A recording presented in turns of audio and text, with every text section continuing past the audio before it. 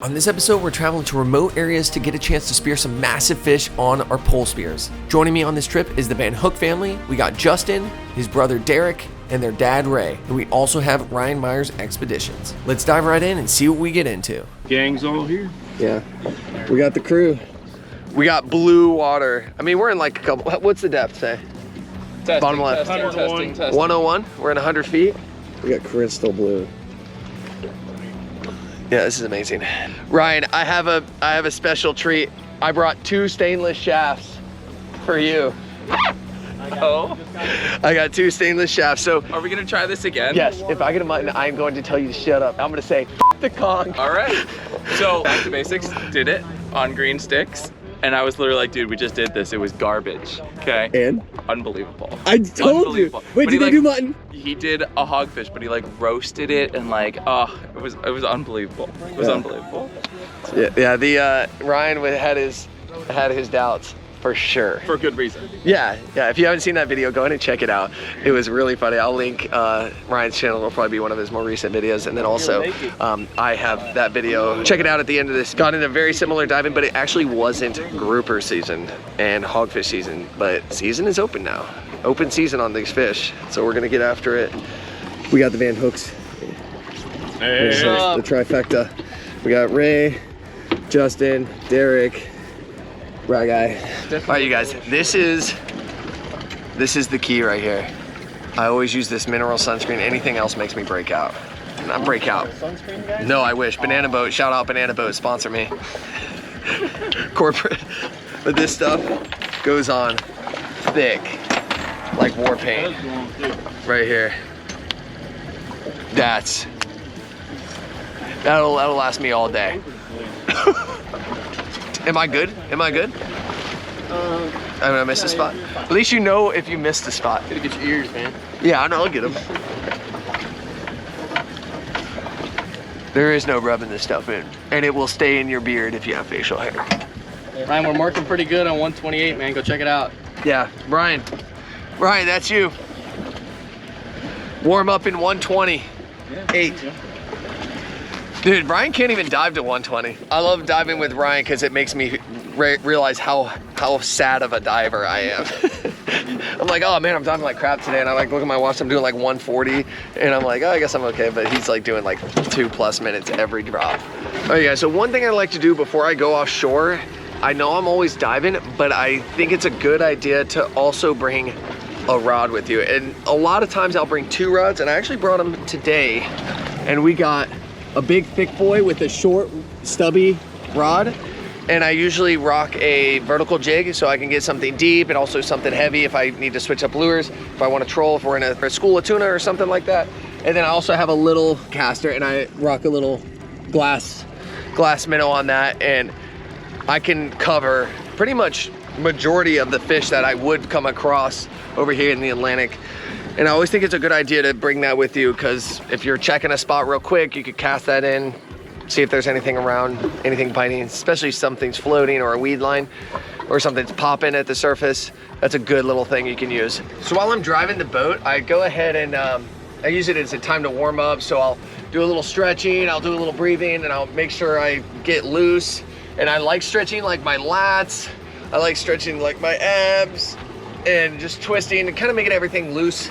That way my diaphragm isn't like really contracted. Everything's nice and loose. Also, I can prep up, get my gear together, and make sure I have everything and take my sweet time. And also, the guys get a little scouting report, find out which way the current's going, also find out the viz, and hopefully they get some fish. No way. Ryan was on this fish for a while. Stuck him good. And ripped him out. Dude, that's a good fish, holy cow. All right, you guys, welcome underwater and welcome to the voiceovers. Now, normally I time the dives, I show the depth. I believe Ryan's around 65 feet right here, but he just turned on his GoPro, so we don't get the full dive, but you saw that big grouper kind of slide in this little canyon area. Now, the structure is massive here, so if you get an opportunity to fish like this, which he does, lands a perfect shot, and it goes way up the pole spear, and I think that actually created a giant hole. The slip tip was able to rip right out, and this fish was like haunting Ryan because he knows it's dead. He knows he put a massive hurting on it, so he is not gonna give up on this fish. And he sticks on this fish probably for about an hour, to the point where I was on the boat and I was like, all right, dude, let's just move on. But it's a good thing it worked out, and it's a good thing he was so persistent. So this was his dive. He left the pole spear down there to mark the area. The good thing, the current wasn't too strong and the sharks weren't too bad, which allowed him to really put a good search for this fish. Right at the end, he noticed, he was down there just about to grab his pole spear, head up to the surface, and he noticed a little bit of blood coming out of this hole, and it was just clear enough to where he could reach in and just pull this dead fish, pretty much dead, out of this little cavern. And I think this may be one of his bigger yellow fin grouper.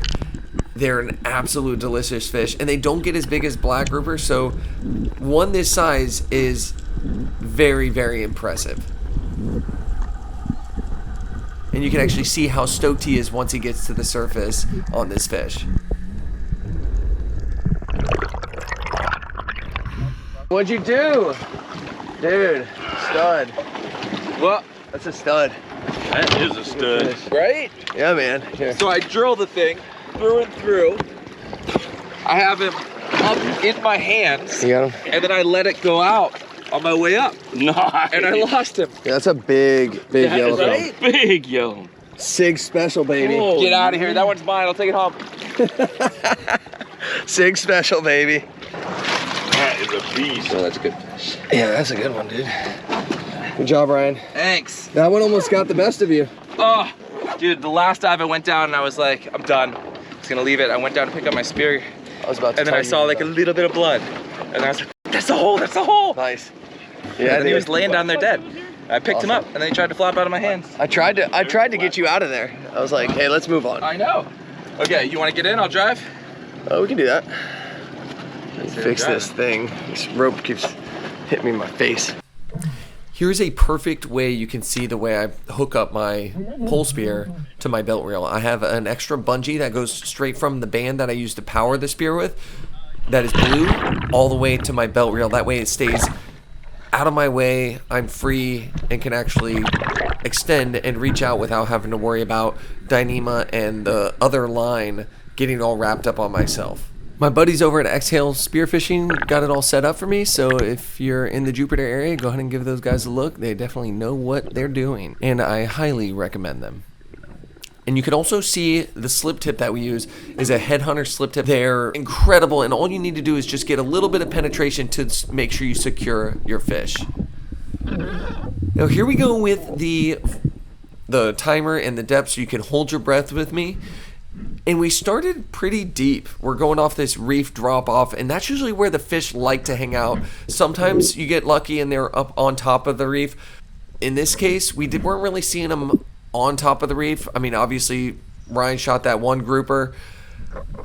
Most likely, muttons, cuberas, and certain things like to hang off where the sand meets the reef.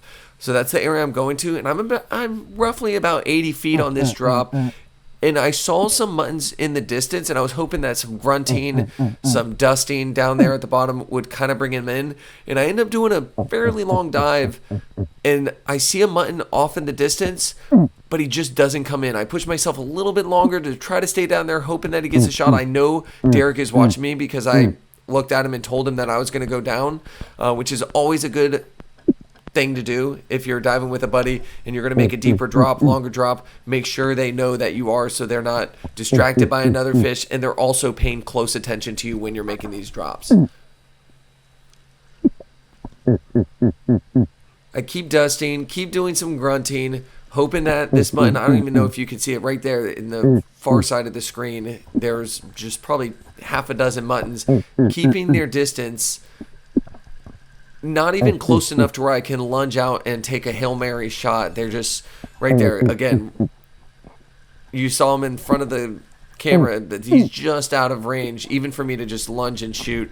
And they just weren't really giving me the time of day on this drop. And this whole trip, the muttons weren't as around as they usually are. But we do get into some fish, so don't go anywhere. like, subscribe, be sure to follow along these adventures, and keep holding your breath with me. We have some epic dives coming your way.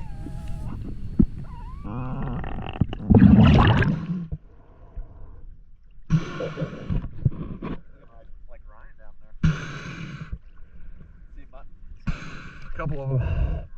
Just like I said, where the sand meets the reef, we're doing the same kind of diving except on the opposite side of the reef. This is a little shallower. It's on the shallower side of the shelf. And once I hopped in, there were grouper everywhere. There were black grouper, tiger grouper, and that's what we were going after this trip. There see a smaller grouper right up at the top of the camera, but there was a giant one under this edge. You can see to the right another smaller black grouper, but the one I'm after is right here, and you'll see I have possible opportunity right there. I could have taken the shot, and then another one right here. I could have shot right there, right as he turned. It would have been perfect. It would have probably gotten a gill plate shot, but I really don't like the headshot, and I wasn't about to rush it. The grouper wasn't really spooked, and this guy, unfortunately, got into the reef, and it's like an absolute maze in there, and there was no finding that grouper once he got inside the main part of the reef.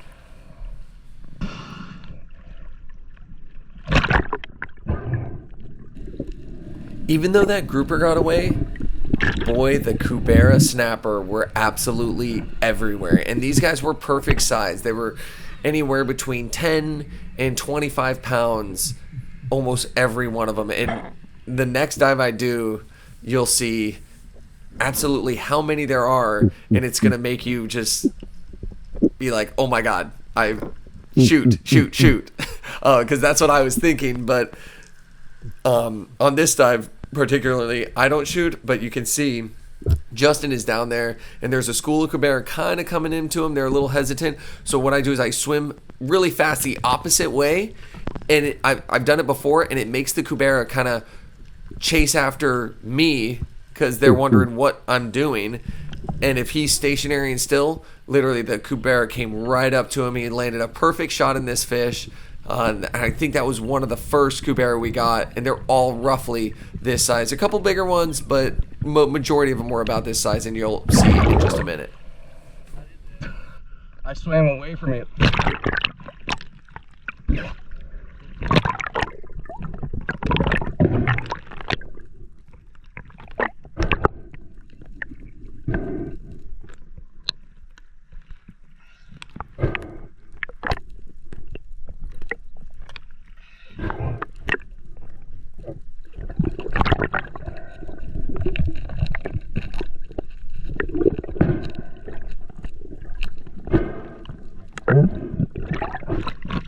Bro, I was down there with you, I saw him, and I just started hauling ass the opposite direction, and then he came into you. I've done that before. They like, if you move away, then they're like, what the hell? And then if you were just sitting stationary, they'll come right by you. Yeah. Good job. I just went down there, I was hiding my face, and I looked up right there, and I what? Yeah. Just let it go. It's that easy. Yeah. These things are that easy. Here is the dive that I'm talking about. It's a wild one, and see how many Cubera you can count while I'm on this drop. It's insane. But I go down to the bottom, and I kind of am just traveling, kind of pecking along as I go down, but that's a whole school of Cubera off in the sand right there, and that's not even all of them. There's even more that just come in. I load up my pole spear because I usually don't like loading at the surface. I load it while I'm down. And again, that is a huge school of Cubera right in front of me. There's a bunch of Bermuda chubs in the mid-water column, which is great that there's a ton of life everywhere. And the whole reef is fired up. I don't know if it's just this one time a day or the current was right, but there's a Cubera right there in front. There's a couple more, and I was being selective. I was trying to pick the bigger one. I could have taken that one. That was a really good size one, the one right in front of me. But I'm just swimming along with them. And again, here come even more, and they start doing that territorial thud. And every time I go to extend, they do that thud and just bolt.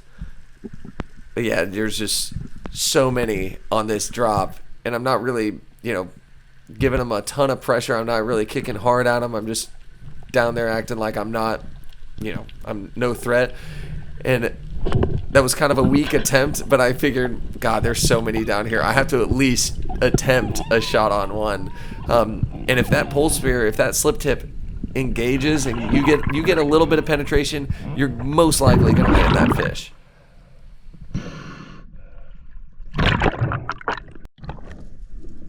While we were diving, a nice Spearo came cruising through, so that was my cue. I threw my little throw flasher. You can see it at the top of the screen. Some triggerfish are kind of pecking at it, and as that happens, nice Spearo comes in, land a perfect spine shot in the fish. Doesn't really give me too much juice, so I just go pick up the flasher. Pole spear's kind of weighing this guy down, and we add some sashimi and variety to the fish for the day.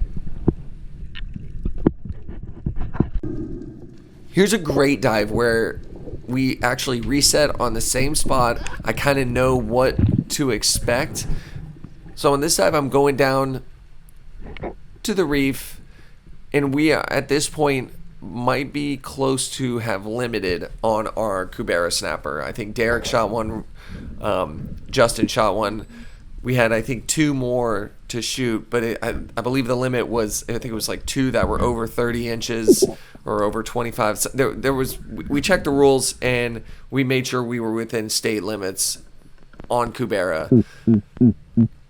So we weren't going for any, monsters because we weren't allowed to bring them back. So I got to the reef and I'm just cruising along, bumping with the current. Nice lemon shark comes just cruising in. And when the shark comes around, I usually get pretty excited because that's usually when the predator fish like to come around. But Ray is up above me, so I know I have a backup diver. If the sharks decide to turn and get a little crazy, I know that Ray will go down there, play defense if he has to. And here comes a Cubera. I want to make sure I get at least one for the trip. There goes that slip tip, engaged. It was kind of like I was going for a spine shot, but I ended up not spining it, but it was a good mid-body shot. Slip tip engaged, bring him up to the surface. I had my head on a swivel, looking for the shark. I don't want to pull the fish into my hands just yet. Just keeping him around my fins. If a shark comes in, I'll be able to kick him in the face, or Ray would back me up and go poke away the shark.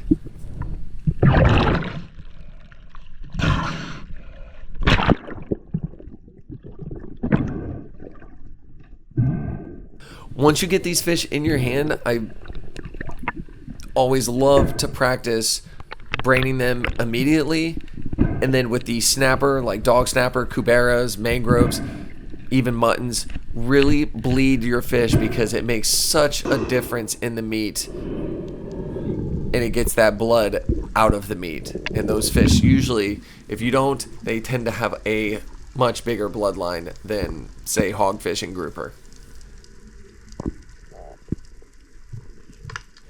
Here goes one of Ryan's dives, and I think pretty much everybody has shot a Cubera snapper at this point. I'm not quite sure if Ryan has or not, but he's heading to the drop-off, and that's what this current was doing. It was starting shallow, pushing us across the reef. That's where we saw some of the Cuberas, and then drop-off, and again, you'll see even the bigger Cuberas in the drop-off here. And this is about 83-ish feet to the sand. Ryan does his normal tactic where he goes down really steady, really calm, burning hardly any oxygen, but just free falling all the way to the sand. Does a little bit of grunting, a little bit of scratching, hoping to pique the curiosity of these Cuberas, and sure enough, he does. You can see him just coming in slowly, but they're timid a little bit, and Ryan doesn't just point out the spear right at him, because you see exactly what happens if you give him a little bit too much interest. They do that little thud and dart around. So he's just holds his spear out in one general direction, so he's not tracking it left and right. Slowly moves it with the fish, lands a really good shot, and I'm actually right above him because we get into a little bit of shark action here. This lemon shark gets a little too frisky, comes in real hot on the fish. Luckily, Ryan was kind of jerking it away from the fish just enough. I'm booking it down to try to help him out a little bit. And once I get down there, I'm either going to poke the shark away or this shark kind of, you know, veers off. So I go ahead and grab Ryan's pole spear, and I start kind of hoisting the fish up just to make sure that Ryan can get up to the surface safely without having to stress too much on him there, just in case he runs into any trouble. Now we go to an area where it's super deep. It is about 90 feet to the sand, and I'd say about 80 to the top of the reef. This is Ryan's GoPro, and you'll see he actually, it was a pretty interesting clip. He sees a mutton that's kind of like camouflage, which is really unusual. But he's making his way down to this reef. I believe it might be a blind drop. He's just kind of going to go down, scout it out, check out the area. But shortly after this, I get into something, and Derek gets into something even bigger. But he goes down, he sees this one mutton, and then off in the distance, he sees another mutton, but he couldn't really make out what it was because it was all kind of camoed out and like hidden in that cave, but it was an absolute giant. And but before he even realized, the guy or the fish just took off. But this was a really good mutton area, and he heads up to the surface, and I'm doing a breathe up at the surface to prep a dive. And as you saw, there are a lot of good muttons in the area. So that's a little foreshadowing to what I get into whenever I prep for my dive.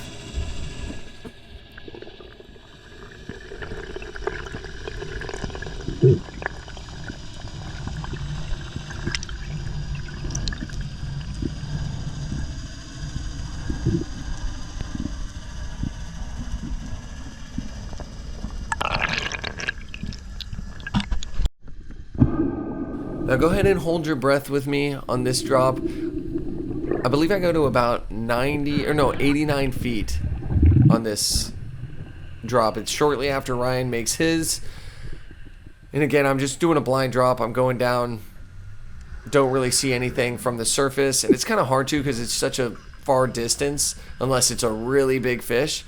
So as I'm going down, I'm peeking, looking out into the sand, hoping that a hogfish or a mutton or something comes in. Sure enough, I look to my right.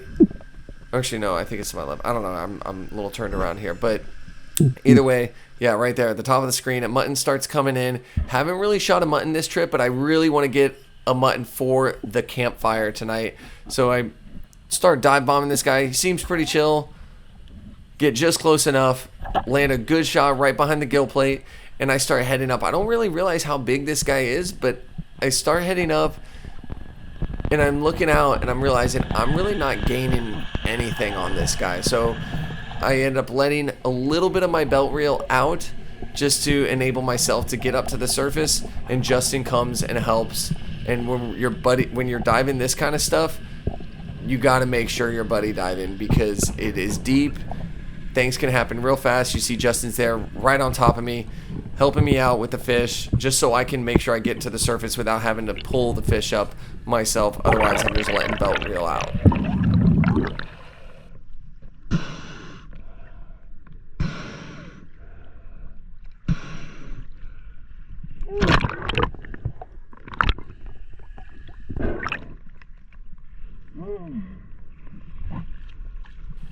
As we're getting into this kind of deeper action, Derek spots an absolute stud of a grouper.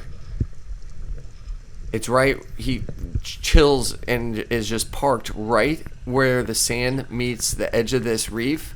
And again, this sand is in about almost 90 feet. And Derek just makes a drop. The grouper, we already spotted him. He's behind that fan in the top right part of the screen. Right at the top now. And Derek is using this fan as kind of as camouflage to close the gap. But once that grouper knows his presence, he starts moving.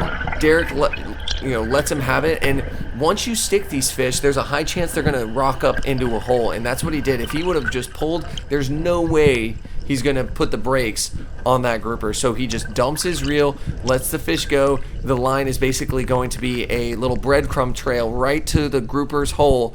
And now we got to make a dive. Dude, he's huge. I know he is. I have a sub NATO if we need it.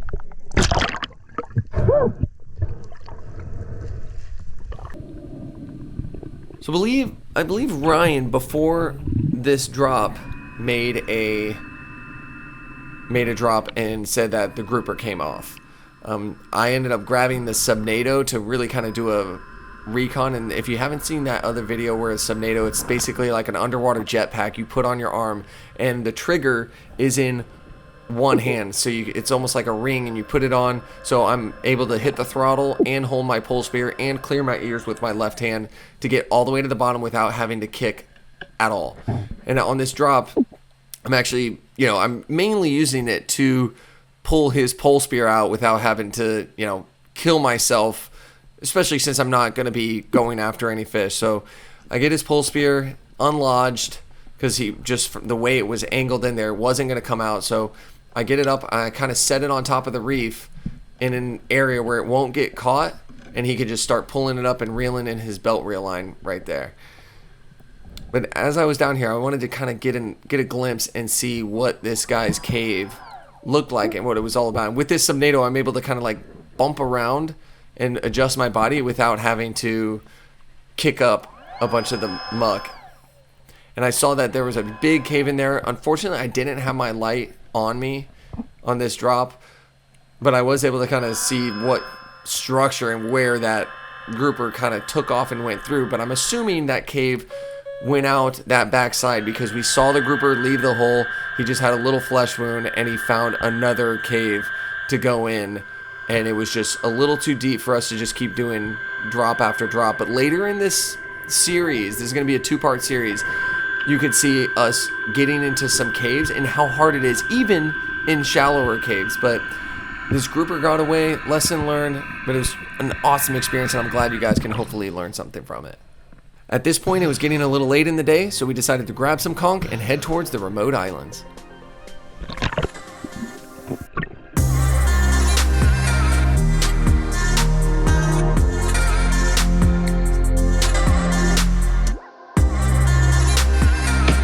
Put it inside a hermetically sealed plastic bag and beat it with the backside of a drywall hammer. You guys, we made it to home base, which is a little remote island in the middle of nowhere. We got little beach set up right there, boat over there. Ray just handled the conch, but everybody's pitching in, kind of throwing things together. I just got rinsed off.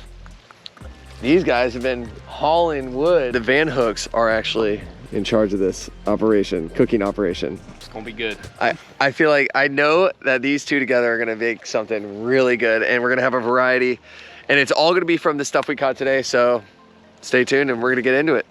Hey Ryan, you wanna come watch me film me prep this thing? Look at this guy. This is round 2. What are you doing with those? Tell the people what the plan is. I think you know what this is. We failed once. Fool me once, shame on me. Fool me twice, ain't gonna happen.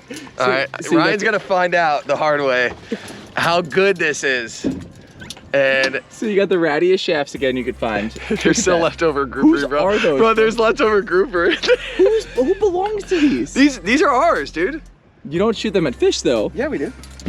Look, they're notched. We know they're ours. You see the notch? Do you hate the fish? They're notched. But dude, there's still leftover grouper. Do you see the crust in there? Yum, that'll give it extra flavor. Yeah, we'll give that mutton flavor. I dare you to eat this. Not even a chance. I'm not that guy. I don't like eat that. That's you though, on camera. Smells okay. Oh yeah, it's probably fine. It's a fish chip. That's vile. Not very good.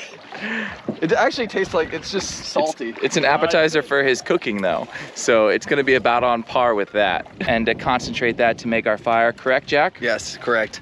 Actually, Ryan is actually really excited for the redemption cookout.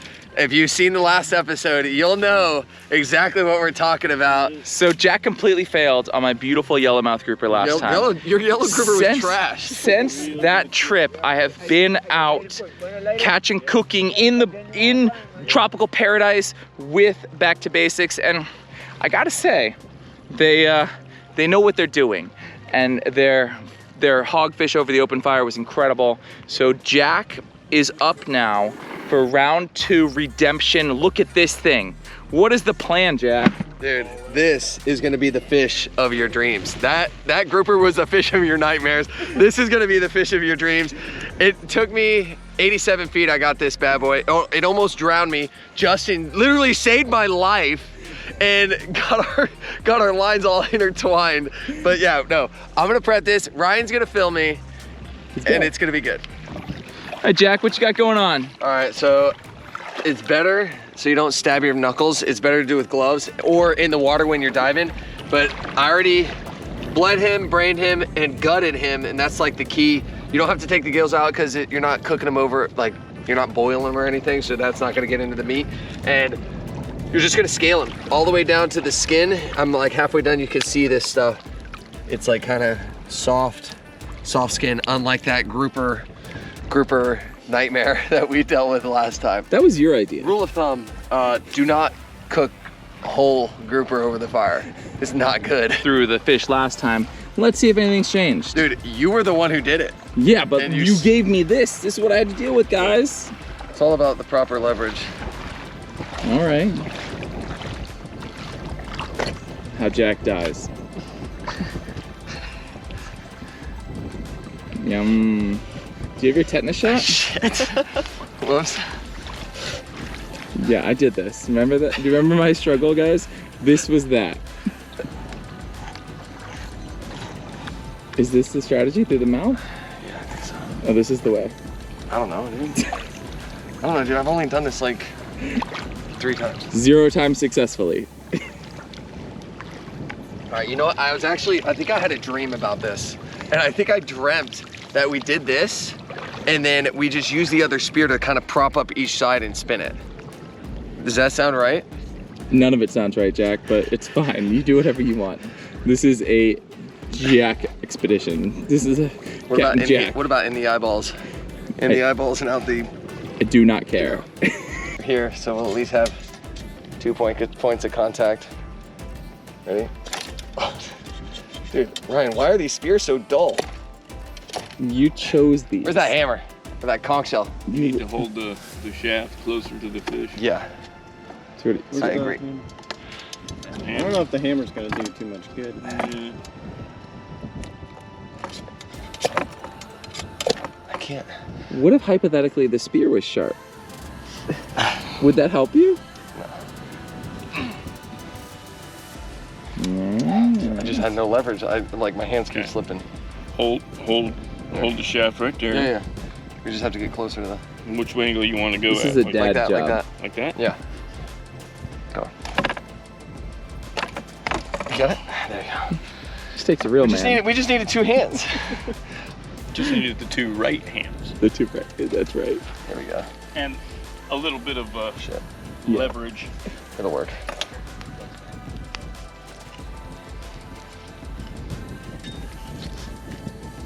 Yeah. Trick is to make these gashes, and when you season it, you just cake everything inside and on it. Are you laughing at me? No. All right, we're getting it done. We are high and dry. Well, not high and dry, but we're getting pretty dry over there. We got this beautiful mutton cooking up. And Derek just had a little bit more wood to the fire. We're just gonna try to keep that fire pumping. We have plenty of wood. And what we got over here, well, you can see it kind of got a little dark. We got some clouds rolling in. Like, it is not looking great. But I went ahead and already got, quick, I'm actually gonna run over and show you my setup that I'm rocking with. I got this Haven tent, and I actually just bought my dad one too for Father's Day. And it's, look at this thing. High and dry, plenty of space between here. And I have these little whoopee slings where it's these Dyneema cords, and it's like a little finger trap. So you can tighten it really tight, so it's nice and, you know, tight, and then you can just let it go and it holds it. And then whenever you want it, you just pull on it, disconnect it, and then they just loosen up real easy. So like basically they tighten as they get pulled on. But even if we have this rain, I have this beautiful tarp. I can drop down from inside of the tent. This is a no-seam net, lay flat hammock. So I'm gonna be chilling tonight. I'm gonna be really chilling. Ryan, do you wanna come and snuggle with me whenever we start getting dumped on tonight? Well, there's room for 2 in there because my situation is, Boy Scouts. well, mine's looking okay. However, I've had 0 good nights in my hammock in the rain. Like 0. Like it is like a fair weather camping situation. First time for anything. However, I am not nearly as poorly set up as some of these other guys. So Is it bad? I haven't even checked. This one's rain fly was, I brought rain gear. So it'll be rain gear inside the swampy hammock, inside the sleeping bag. So we'll see how that goes. I think we'll be okay. I'm really praying and hoping that we'll be okay. But yeah, I'm gonna really put that Haven tent to the test. And then, real quick, we need to eat something. And these guys have been working on that conch, nice and fried. We got a beautiful badge. And look at this, wind protectors, genius. That's genius, dude. That's pretty freaking smart. All right, I'm gonna grab a giant chunk of conch here. We got a lot, so we're gonna be eating good. The final entree right here. Bro, I know. Holy shit! I know, it's not gonna be good. If that comes this way, we are kind of messed up. Oh, really bad. Yeah, I mean, we're staying dry for now, but, oh God, did you see that? Yeah, no, I saw that. Oh my God. It's all right, it's heat lightning. Jack Mitchell Expedition. It's heat lightning. It's not. It's heat thunder. Yeah, definitely what it is. All right, I gotta see these other guys set up. Why don't I check in on them in the morning? That might be a better depiction. Oh my God. No, that was a stupid amount of lightning. It's not coming our way. That's not coming our way, and it is, it's just heat lightning. Keep telling these guys that. They just don't get it. All right, you guys, we did it, finished. This is the end product. We had a little bit of an issue taking it off the fire, but we got it done. And I just grabbed a little nugget that was sitting on top. You just grab the little square pieces that you've made by, how do you call it, scoring it. We're really tired. This thing is really hot.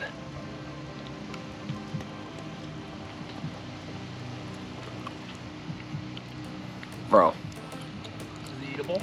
Dude, it is like way better than anything you've ever tried. Make sure you get skin with it. It's like crunchy and it tastes like KFC chicken skin. A little sand in it? No, there's no sand. The sand touched the tail. Ryan's mad because I dropped it. Dropped the prize fish. I'm serious. Try it. I'm serious, guys. Try this stuff. It is so good. It is so good. Grab skin with it. Yeah, grab that piece. Just eat that. This? Yeah, eat it. Derek's gonna give it a shot. Dude, so good. So good. It is so good. I'm not even joking. The snapper skin almost has like a chicharron crunch. Yeah, it's like crunchy.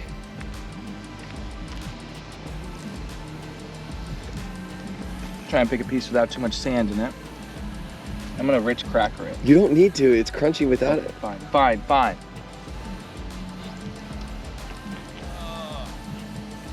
Wow. Dude, like super really good. good. It's like super good. I'm very impressed. Right? I spent the last 20 minutes talking a lot of shit about this, but that's delicious. Why is it so good? Dude, It's like buttery too. it's so good. Why? Magic. It's magic. I don't understand. It's freaking delish. Bro, you've redeemed yourself. Right? I'm so impressed. Here, cheers. Cool. Cheers. It's so good. Wow. You didn't even hear it crunch. So good. All right, it's starting to rain, and just as I was settling in, disaster struck. This tree I was strapped into just crashed down. Dude. Well, I'm gonna attach to yours. Dude, I'm gonna attach to yours, right? Yeah, I think it'll be all right. Only one way to find out. Damn it. Dude, that sucks. I'll show you the disaster in the morning.